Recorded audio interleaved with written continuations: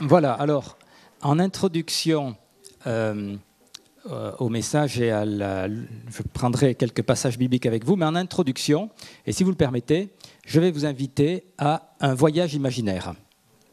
D'accord ? Imaginez que vous êtes dans l'Ouest lointain. En anglais, ça se dit le Far West. Voilà. Et vous imaginez une église ou une chapelle du Far West. D'accord ? Vous voyez comment elle est. Ce qu'elle a de particulier, c'est qu'elle a une porte de saloon. Oui, une église avec une porte de saloon. À quoi sert la porte de saloon ? D'après vous, à quoi sert cette porte ? À rentrer, à sortir, voilà, tout simplement. Et c'est facile de rentrer, c'est facile de sortir, ce qui est dedans, ce qui est dehors, on s'entend, voilà. D'accord ? Voilà. Pourquoi cette image ? Je vais le développer tout à l'heure un petit peu, c'est juste pour faire travailler votre imagination, mais je suis frappé d'une chose et de réaliser que depuis un certain temps, il y a comme une répétition, je me répète, de ce que Dieu veut dire à son Église et à nous entre autres, et de ce que Dieu veut dire, mais aussi de ce que Dieu veut nous faire vivre. Si vous vous souvenez du message de Jean-Philippe Dominguez, il y a une semaine, il a parlé à un moment donné de Marthe et Marie, et de la différence un peu entre ces deux femmes. J'y reviendrai, probablement. Une semaine avant, si je ne me trompe pas, c'était toi, Nicolas, qui nous a parlé de la prière apostolique. On se tourne vers Dieu avant de lui parler de nos besoins. Ça vous rappelle quelque chose ? Depuis des mois, on parle des cieux ouverts et la soirée Open Sky, c'est un franglicisme, non, comment on dirait ? Un anglicisme, un gallicisme, je ne sais pas comment il faut le dire. Bref, on a inventé ce mot qui voudrait dire les cieux ouverts. C'est sûrement pas comme ça qu'ils disent eux, mais c'est pas grave. Les cieux sont ouverts et il y a un échange entre ce qui se passe auprès du Seigneur et ce qui se passe au milieu de nous. Et je crois que c'est quelque chose d'important. Il me semble qu'on le vit, qu'on en parle, qu'on essaye de le vivre. Eh bien, je vais encore insister un tout petit peu ce matin. Alors, avec cette porte qui permet d'entrer et de sortir, eh bien, ce n'est qu'une expression, bien entendu, mais cela nous appelle à vivre plusieurs dimensions en même temps. Une dimension dans la présence de Dieu, une dimension auprès des autres. C'est comme si on était à la fois dans la chapelle et dans la rue, si vous voulez. Voilà, vous entrez dans la chapelle, vous en ressortez avec cette porte de saloon. C'est un peu comme le tableau qui était ici, jusqu'à ce qu'on change la décoration. Il y avait aimer Dieu, il y avait aimer son prochain. Et c'est une direction qui n'est pas nouvelle, mais je la reprends parce que je crois qu'elle est importante pour qu'on puisse la vivre avec une dimension de plus en plus forte, avec de plus en plus d'ampleur. Et je vais prendre quelques exemples qui peuvent montrer la diversité de ce que cela veut dire. Et alors là, je vais commencer avec des gens qui ont changé le monde. Et qui a changé le monde en premier, si ce n'est Adam et Ève. Et donc, je vais commencer avec le livre des commencements, la Genèse. Et à la suite de la création, au commencement de toute chose, Dieu a un rendez-vous régulier avec Adam et Ève. C'est ce que j'appelle le rendez-vous de la brise du soir. Dans Genèse 3:8. Un soir, Dieu leur dit « Comment va la culture du jardin ?» Il leur en avait déjà parlé avant. Mais un soir, voilà, ils se rencontrent, il dit « Comment va la culture du jardin ?» Et puis Dieu leur donne des idées. Il dit « Vous pourriez faire comme ça et comme ça. » Et puis le lendemain, Adam et Ève se mettent au travail et cultivent le jardin d'une manière nouvelle parce qu'ils ont eu cet échange avec Dieu. Alors à tous les agriculteurs ou ceux qui s'occupent de la nature, eh bien, prenez conseil auprès de Dieu. Et puis un autre soir, eh bien, tu as goûté les fruits ? Tu as goûté de tous les fruits et de leur saveur ? Ils sont excellents, hein ? Vas-y, tu peux y aller, tous, sauf un quand même, hein, mais tous les autres, tu peux y aller. Goûte cela, apprends à découvrir. Un autre soir, Dieu leur dit, « Ah, j'ai créé d'autres animaux. Est-ce que tu voudrais leur donner un nom ? » Parce que déjà, ils avaient donné des noms à tous les animaux. Mais là, il y en avait d'autres. Dieu est un Dieu créateur, il ne s'arrête pas. Est-ce que tu veux leur donner un nom? Un autre soir, Dieu arrive à ce rendez-vous et il lui dit « Où es-tu? Où es-tu? Où es-tu passé ?» Ça, malheureusement, c'est ce qui a changé la face du monde, c'était la désobéissance d'Adam et Ève. Mais Dieu avait ce rendez-vous régulier avec les hommes pour partager son cœur. Et dans ces rendez-vous réguliers, je me suis plus à imaginer que Dieu allait leur parler de ses secrets et que Adam et Ève ensuite allaient les mettre en pratique. Le rendez-vous de la terre du soir, de la brise du soir. Adam et Ève ont eu du travail. Leur mission, c'était dominer la terre, la soumettre, la cultiver, mais ils avaient quand même ce rendez-vous. Un peu après, on a Abraham. Abraham, on sait comment il a voyagé, comment il a été guidé par une voix qui lui a dit « tu t'en vas de là, tu vas là, tu quittes, tu tournes à gauche, tu vas là ». Voilà, premier GPS. Et on sait aussi comment il y a eu la naissance de ses fils. Si vous me permettez un tout petit peu d'humour, bien ou mal placé, vous jugerez. D'abord, il y a eu la gestation pour autrui avec Ismaël, et ensuite la conception divinement assistée avec Isaac. D'accord? C'est des sujets d'actualité. On peut en discuter comme on veut. Passons. Mais n'empêche qu'Abraham avait un trésor, c'est qu'il avait quand même appris à écouter Dieu. Avec sa famille et tous les siens, pour quitter quand même l'Irak, pour aller dans le nord de l'Irak vers la Turquie, puis ensuite redescendre vers un pays, oui, qu'on a appelé le plus beau des pays, mais enfin à l'époque, je ne sais pas comment il était, et toutes les caravanes marchandes passaient par là. Il fallait quand même être sûr de ce Dieu qui parlait pour faire un tel périple. Abraham l'a fait, il a appris à écouter Dieu. Et puis, à un moment donné, Dieu vient le rencontrer, ils mangent ensemble, ils parlent, et puis Dieu parle à Abraham d'une ville au fond de la vallée, Sodome. Et là, il y a une discussion entre eux. Si vous avez lu Genèse 18, vous connaissez ce texte-là. Et dans cette discussion, Abraham va négocier avec Dieu. Il négocie, moi je crois d'abord que Dieu lui a tendu la perche, si vous me permettez l'expression, mais il va négocier parce qu'il connaît le cœur de Dieu. Et il sait que Dieu aime les hommes et les femmes qu'il a créés. Et là, dans cette ville perdue, le long de la mer Morte, dans un endroit où il y a beaucoup de goudron, un peu sale, il y a aussi cette ville avec un péché qui est venu vraiment affreux. Maintenant, si on essayait de comparer aujourd'hui, je ne sais pas si ce serait mieux ou moins bien. Toujours est-il que Abraham va discuter avec Dieu pour dire « écoute, fais attention, fais attention ». Puis il est d'autant plus motivé, Abraham, qu'il y a quand même son neveu qui est là-bas, Lot. Donc, et ils discutent. Abraham a bien compris que Dieu cherchait un homme qui se tient à la brèche et qui intercède. Bien avant Ézéchiel, Abraham avait compris ça. Qu'il y a quelqu'un qui peut être appelé ami de Dieu, qui peut se tenir dans la présence de Dieu pour prier, pour intercéder. Un peu plus tard, j'ai pris Moïse. Moïse, il se tenait dans la tente de la rencontre pour des face-à-face avec Dieu. Et il allait dans la tente, et puis il en sortait, évidemment. Et Dieu aussi conduisait le peuple, un peuple assez nombreux, qu'on peut estimer entre 1,5 million et 3 millions, on ne sait pas trop, mais en tout cas un peuple nombreux. Il le jugeait, il l'enseignait, j'imagine qu'il râlait aussi un peu. Mais Moïse se tenait dans la tente devant le Seigneur, et à la suite de ça, il pouvait aller conduire ce peuple. Et sa mission était simple, c'était le conduire dans la terre promise et lui donner une structure, on va dire les commandements, lui donner toutes les lois. Ça, c'était la mission de Moïse. Et dans la tente, eh bien, Moïse entendait ou comprenait ce que Dieu voulait faire avec ce peuple élu, ce peuple choisi.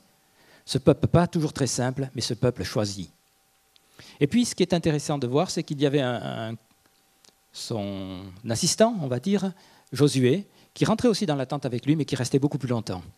Et quand Moïse sortait, Josué, il restait souvent, très souvent encore un bon moment là, dans la présence de Dieu. Et Josué, c'est cet homme qui ensuite a aidé le peuple à rentrer en Canaan. Encore un exemple dans l'Ancien Testament, Ésaïe. Ésaïe est appelé par Dieu. Mais à un moment donné, on le lit dans Ésaïe 6, il y a cette vision, cette révélation de la présence de Dieu. Ésaïe est touché et il comprend. Il comprend et quand il entend Dieu dire « Eh bien, qui c'est que je vais envoyer ?» La réponse d'Ésaïe a été très simple, « Bon, ben j'y vais. » Donc faites attention, quand vous priez, que vous intercédez, si vous entendez Dieu poser des questions et demander « Je cherche quelqu'un », faites attention, peut-être que vous serez appelé vous aussi, peut-être que vous répondrez « Oui ». Alors c'est super.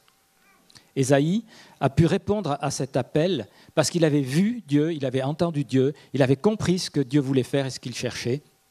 Et donc, Ésaïe a répondu oui. Alors bien sûr, après, il aura bien des oppositions, mais en tout cas, il était sûr de l'appel de Dieu.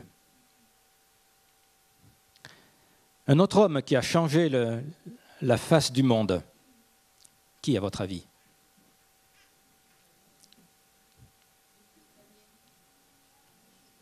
Jésus. Allez, Daniel aussi, oui. Daniel, c'était une partie de son monde et il l'a bien changé. Je saute à Jésus. Jésus, il priait et il faisait l'œuvre de Dieu. Par exemple, pour le choix des disciples, il a passé une nuit à prier dans la montagne et puis ensuite il est venu les choisir. Il avait besoin, pour choisir ses 12 disciples, ces 12 qui allaient être les porte-paroles, qui allaient être peut-être le modèle, qui allaient être les apôtres, avec une autorité que Dieu leur donnerait, il avait besoin de se tenir dans la présence de Dieu. Lui, Jésus, Fils de Dieu, il avait besoin de se tenir dans la présence de Dieu. Ça peut nous interpeller. Nous aussi, est-ce qu'on se tient vraiment dans la présence de Dieu avant des choix importants ? Jésus se tenait avec le Père, il allait régulièrement le voir. Et auprès du Père, il prenait ses instructions. Et après, bien, il agissait. Il allait, il guérissait, ou bien il délivrait les gens, il enseignait. C'est, par exemple, dans Jean 5, au verset 19, il a compris que Dieu lui demandait d'aller voir un homme à tel endroit, un boiteux, 38 ans quand même qu'il était là et qu'il était boiteux, et puis il le guérit. On a aussi tout le texte de Luc 10. Moi, je citerai les 3 premiers versets, où Jésus prend ses disciples avec lui, et puis il les envoie. Alors il les équipe, puis il les envoie. Et les disciples y vont, ils accomplissent des miracles, des délivrances, des guérisons, enfin quoi, la vie normale d'un chrétien, on va dire. Ils reviennent vers Jésus, ils disent « Waouh, c'est super !» Et il y a ce temps, ce va-et-vient, où les disciples vont vers Jésus, ils vont vers les villages et les villes, dans toute la région, et puis ils reviennent auprès de Jésus. Et quelques-uns, je l'ai déjà partagé. Pour moi, Luc 10, c'est un peu ma feuille de route, pour ma vie personnelle. Alors vous savez, une feuille de route, c'est un objectif. Je ne dis pas que je vis tout. Mais en tout cas, c'est ça, ma feuille de route. C'est cela, parce que c'est dans ce passage aussi où l'on voit l'histoire du Samaritain, l'histoire de Marthe et de Marie. Et Marthe et Marie, pour moi, j'ai une autre lecture, ou complémentaire peut-être à ce que nous partageait Jean-Philippe Dominguez la semaine dernière, mais en tout cas pour moi, c'est 2 modèles de personnes qui se tiennent en présence de Jésus, qui n'ont pas la même attitude, qui ne font pas la même chose, mais les 2 sont avec Jésus. Et pour moi, c'est complémentaire. Je voudrais prendre un exemple plus récent. Il y a 8 ans quand même, non, 7 ans de cela, fin 2007, début 2008, avec les responsables de l'Église, on se tenait devant le Seigneur et puis on a compris que Dieu nous demandait de faire attention à quelque chose qui allait arriver, d'un changement. Dieu nous parlait d'un changement en disant et en nous faisant comprendre qu'il y aurait des difficultés dans les temps à venir. À ce moment-là, on avait une action d'aide alimentaire avec des colis, où on distribuait à peu près une centaine de colis en 2 heures, le vendredi après-midi. Donc, bravo à tous ceux qui l'ont fait, et ça a été un très très bon travail, mais là on était arrivé un peu au bout de nos capacités, disons qu'on distribuait des colis alimentaires, mais on ne pouvait plus avoir aucune relation avec les personnes du quartier. Dieu nous a parlé des difficultés économiques qui allaient venir, et il nous a demandé de nous y préparer. Donc on a prié, on a réfléchi, on a parlé avec quelques-uns qui avaient à cœur l'entraide. Et c'est de là qu'est née l'épicerie solidaire, qui a été la continuité de ce travail qui se faisait déjà depuis plus d'une dizaine d'années. Et depuis ce temps-là, donc l'ouverture de l'épicerie solidaire, plusieurs d'entre vous y sont engagés, mais on peut aider, je dirais, 150 à 200 familles. On sert, depuis 6 ans, on a multiplié par 10 le volume de produits qui sont là, et surtout, les personnes qui viennent, ils choisissent, ils payent. Alors, ils ne payent pas grand-chose, mais ils payent. Et toutes ces personnes ont retrouvé un peu de dignité. Et en plus, tous les bénévoles et toutes les équipes qui sont là ont une relation avec ces personnes-là qui leur permet d'aller dans une dimension de relation et d'amitié qui est beaucoup plus forte. À tel point, j'ose le dire, c'est qu'il y en a d'entre vous qui ont été surpris un jour parce qu'ils étaient servis par une femme musulmane voilée qui nous aide et qui est super sympa, mais qui est là. Elle est avec sa tenue bien noire.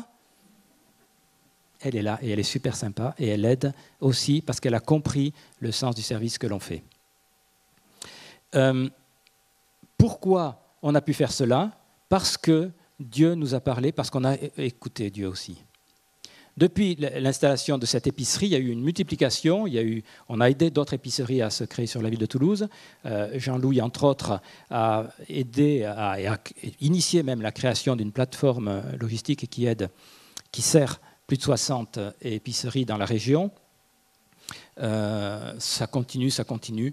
Ça, c'est un bel exemple dont je parle parce que beaucoup d'entre vous êtes impliqués, beaucoup en sont au bénéfice, mais comment cela est né d'une écoute de Dieu?